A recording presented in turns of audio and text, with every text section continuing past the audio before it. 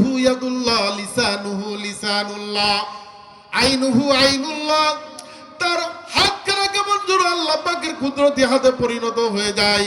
সে জিকির করতে করতে এমন দামি মানুষ হয়ে যায়, তার জবানটা যেন একটা আল্লাহ পাকের কুদরতি জবানে পরিণত হয়ে যায়। সবাই বলেন সুবহানাল্লাহ। আল্লাহুম্মা বারিক আলা মুহাম্মাদিন ওয়া আলা আলি মুহাম্মাদ কামা বারাকতা আলা ইব্রাহিম ওয়া আলা আলি ইব্রাহিম ইন্নাকা হামিদুম মাজিদ।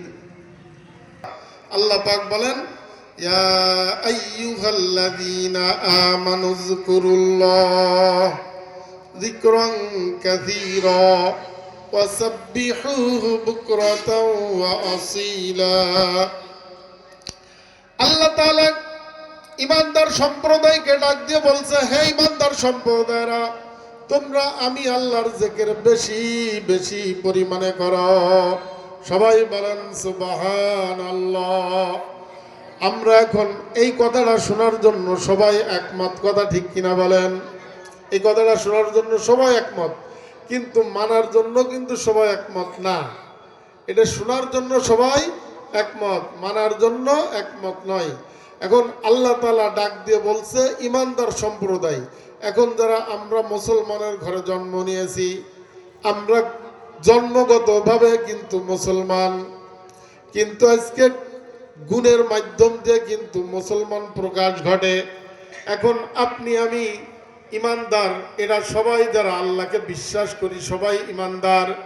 এখন কোন সম্প্রদায়কে ডাক দিয়ে বলি নাই যারা পীরের মুরিদ হবে তারা আল্লাহর জিকির করবে, যারা তবলিগে চিল্লা দেবে এরা আল্লাহর জিকির করবে, যারা উলামা ইকরাম হবে আলেম সম্প্রদায় হবে এরা আল্লাহর জিকির করবে, যারা মাদ্রাসায় পড়াশোনা করবে এরা আল্লাহর জিকির করবে। এরকম ভাগ ভাগ করে বলছে নাকি বলেন? বলি নাই। আল্লাহ তাআলা একবারে ডাক দিয়ে বলছে, আমানু যকুরুল্লাহ, তোমরা যারা ঈমান আনছো আমি আল্লাহর জিকির বেশি বেশি পরিমাণে করো। কি পরিমাণে বলেন? বেশি। বেশির কোনো হদ সীমা রাখা নাই। কি পরিমাণ জিকির করলে হক আদায় হবে এর কোনো সীমা রাখা নাই। তবে আল্লাহ রসুল সাল্লাল্লাহু আলাইহি সাল্লামের একটা হাদিস, আল্লামা জাকারি রহমাতুল্লাহ ফাজাইলে আমলে একটা হাদিস বয়ান করছে, আকসিরু যিকরাল্লাহি হাত্তা ইয়াকুলু মাজনুন। তোমরা এত পরিমাণে আল্লাহর জিকির করো, তোমাকে যেন ফাসিক ফুজ্জার বেঈমান যারা আছে এরা দেখলে যেন তোমাকে পাগল মনে করে। কি মনে করে বলেন? পাগল মনে করে। তো এখন পাগল তো দূরের কথা, এখন বলেন তো আমরা জিকিরই তো করি না। আমরা কি জিকির করি? এখন জিকির কি একটা দামি একটা ইবাদত। এই জিকিরের দ্বারা যারা জিকির বেশি বেশি করে তাদের ইবাদতের রং পাল্টে যায়। যারা বেশি বেশি জিকির করে তাদের ইবাদতের কি পাল্টে যায় বলেন? রং পাল্টে যায়। কিরকম? যারা বেশি বেশি দেখবেন আল্লাহর নামের জিকির করে, যদি রিক্সা চালকও হয়, একজন দিন মজুরিওয়ালাও হয়, তার জবানে যখন আল্লাহর নামের জিকির চালু হয়ে যায়, তার কলবের ভিতরে জিকির চালু হয়ে যায়, তখন দেখবেন তার দ্বারা একক তো নামাজ ছোটে না, এই ব্যক্তির নামাজ ছোটে না। এই ব্যক্তি নামাজটা অনেক মহব্বতের সাথে পড়ে, এবং নামাজ যখন পড়ে তার নামাজ আর জিকির ছাড়াও যারা জিকির করে না এদের নামাজ আকাশ আর পাতাল পার্থক্য দেখবেন।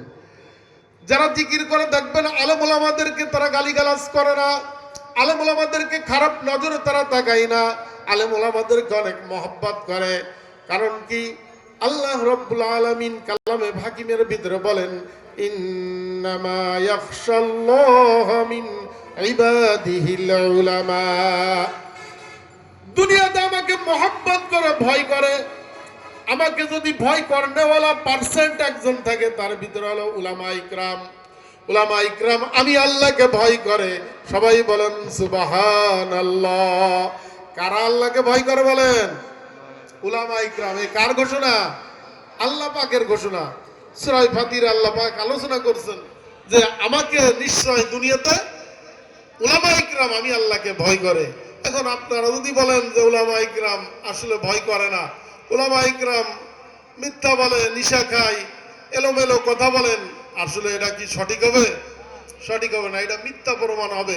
কোরআনের রেফারেন্সে আমরা জানতে পারলাম, কি ঠিক কিনা বলেন? তো এই জন্য আমি যে কথা বলতেছিলাম, এই আল্লাহর জিকির যারা করে দেখবেন উলামায়ে কিরামদের দিকে তাকাইলে তারা রসুলের প্রতিচ্ছবি দেখতে পায়। উলামায়ে কিরামদের দেখলে কি পায়? রসুলের প্রতিচ্ছবি পায়। কিরকম? আল্লাহর নবী তো আর দুনিয়ায় নাই। আল্লাহর নবী দুনিয়ায় আছে বলেন? নাই। তা এখন এই এই রসুলের ওয়ারিসের এই দায়িত্ব কে পালন করবে? আল্লাহ রসুল সাল্লাল্লাহু আলাইহি ওয়াসাল্লাম বলেন, আল উলামা ওয়ারাসাতুল আম্বিয়া। উলামায়ে কিরাম কিয়ামত পর্যন্ত এই কোরআন হাদিসের দর্শ দিয়ে এই রসুলের উত্তরসূরি হিসেবে এগুলা বহন করতে থাকবে। এটা কিয়ামত পর্যন্ত এই দিন প্রচার প্রসার চলতে থাকবে। ভুল ত্রুটি মানুষের থাকতেই পারে, মানুষ মাত্রই ভুল হতেই পারে, ইখতিলাফ আছে, শুরু লগ্ন থেকে পর্যন্ত আছে, থাকবে। এর মধ্য দিয়া অনেকে বলে যে হুজুর আমরা যাব কোন দিকে? এখন বলেন তো, আপনি যখন একটা কদু কিনতে যান, দেখবেন বাজারে গেলে যে কদু কিনতে গেছেন এর পিছনে কতজনের ওই নখের চাপ আছে, নখের দাগ আছে, দেখা যায় কিনা বলেন? একটা কদু কিনতে গেলেও এত চেক করে কিনতে হয়। ধান কিনতে গেলে, চাউল কিনতে গেলে, ডাউল কিনতে গেলে, তরকারি কিনতে গেলে, যাই কিনবেন সব চেক না করে বুঝে শুনে আমরা এগুলো ব্যবস্থাপনা করি কি করি না বলেন? তাহলে এখন এই দুনিয়া বুঝি, কিন্তু আখেরাত বুঝতে গেলে তখন আর বুঝি না। তখন বলে, যখন মতের বিপক্ষে হয় তখন বলে হুজুর ওগুলো বাদ দেন, ও বাপ দাদা যা করে গেছে আমিও তাই করবো। কথা ঠিক কিনা বলেন? এরকম করা যাবে না। কোরআন এবং হাদিসের সমন্বয়ে আমরা এগুলো করব। আল্লাহ রাব্বুল আলামিন সূরাতুন নূরের ভিতরে বলেন, রিজালুল্লা তুলহিহিম তিজারাতু ওয়ালা বাইউন আন যিকরিল্লাহ ওয়া ইকামিস সালাহ ওয়া ইতাইজ যাকাত ইয়াখাফুনা ইয়াওমান তাতাকাল্লাবু ফীহিল কুলুবু ওয়াল আবসার।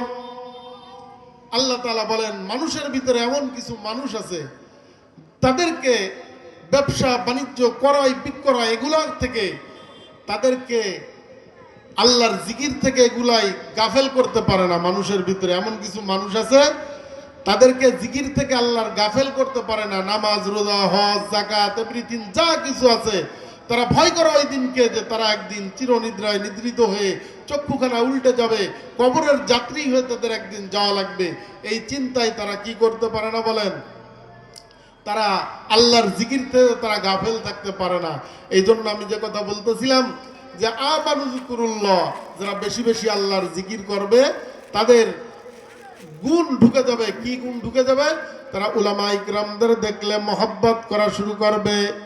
একজন নামাজি লোকরে দেখলে তারা মহব্বত করা শুরু করবে। একজন হাজি সাহেবকে দেখলে মহব্বত করা শুরু করবে। একজন তালেবে ইলমকে দেখলে মহব্বত করা শুরু করবে। তার পিতামাতার মর্যাদা বুঝবে।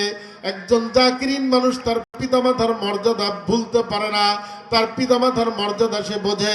এরকম যত ইসলামী নিয়ম কানুন আছে, আল্লাহর হুকুম নবীর তরিকা আছে, সমস্ত কার্যক্রমগুলো তার থেকে প্রকাশ ঘটবে। সবাই বলেন সুবহানাল্লাহ। এই জন্য আমানু যিকুরুল্লাহ, বেশি বেশি আল্লাহর জিকির করো। যারা বেশি বেশি আল্লাহর জিকির করবে, আল্লাহর জিকির কি? বেশি বেশি আল্লাহর জিকির করা। সুবহানাল্লাহ, আলহামদুলিল্লাহ, আল্লাহু আকবার, লা ইলাহা ইল্লাল্লাহ, লা ইলাহা ইল্লাল্লাহ। আল্লাহ রাসূল সাল্লাল্লাহু আলাইহি ওয়াসাল্লাম বলেন, আলা ওয়াহিয়াল কলব, এই কলবের ভিতরে, এই কলবটা হলো একটা পেয়ালার মতো। এর ভিতরে ইচ্ছা করলে দুনিয়ার মহব্বতও রাখা যায়, আর ইচ্ছা করলে এর ভিতরে আখিরাতের মহব্বতও সঞ্চয় করে রাখা যায়। মানুষের শরীরটা গোস্তের দলা, কিন্তু এই গোস্তের দলার ভিতরে এমন একটা গোস্তের দলা আছে যার নাম হলো আলা ওয়াহিয়াল কলব। এই কলবটা যার ভালো হয়ে যায়, এই মানুষটা একটা ভালো মানুষে পরিণত হয়ে যায়। সবাই বলেন সুবহানাল্লাহ।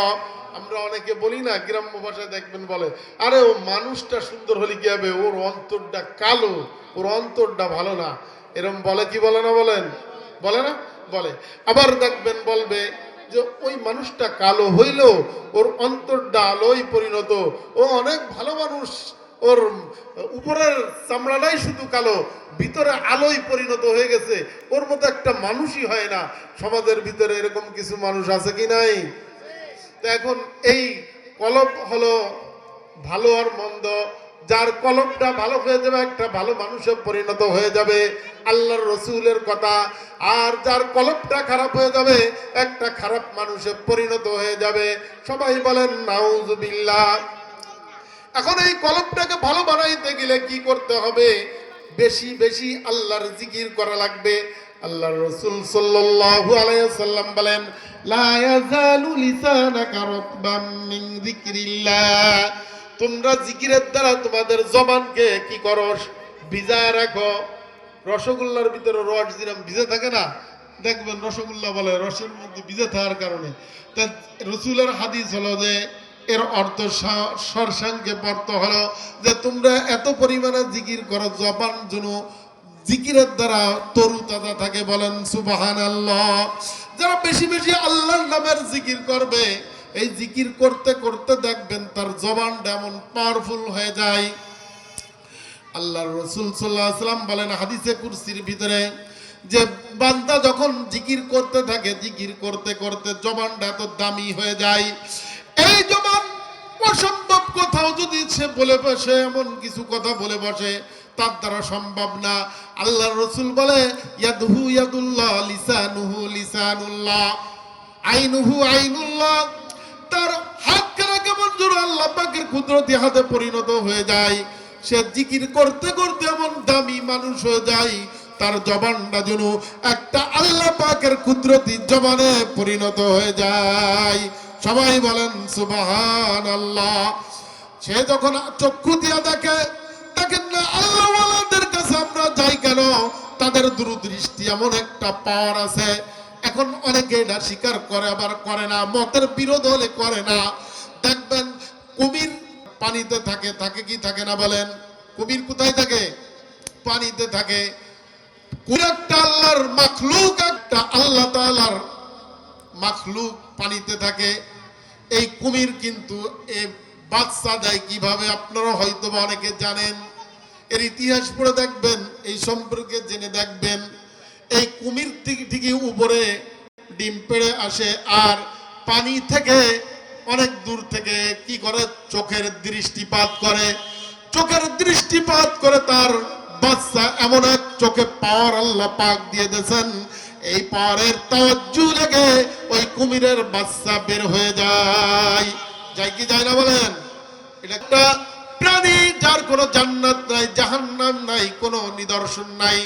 তার জন্য যদি আল্লাহ পাক এই চোখের পাওয়ার যদি তাওয়াজ্জু এরকম রাখে, তাহলে আল্লাহ পাকের জিকির করতে করতে বান্দা বান্দি এমন একটা অবস্থানে পরিণত হয়ে যায় যে তার চোখের পাওয়ার আল্লাহ এমন করে দেয়, সে যখন এই চক্ষু দিয়ে একজন খারাপ মানুষের দিকে তাকায়, ওই খারাপ মানুষটার দিকে তাকাইলেই কম্পিত তার দিলের ভিতরে কম্পন শুরু হয়ে যায়। সে তখন কি করে? তখন সে যা বলে শুনতে বাধ্য হয়ে যায়।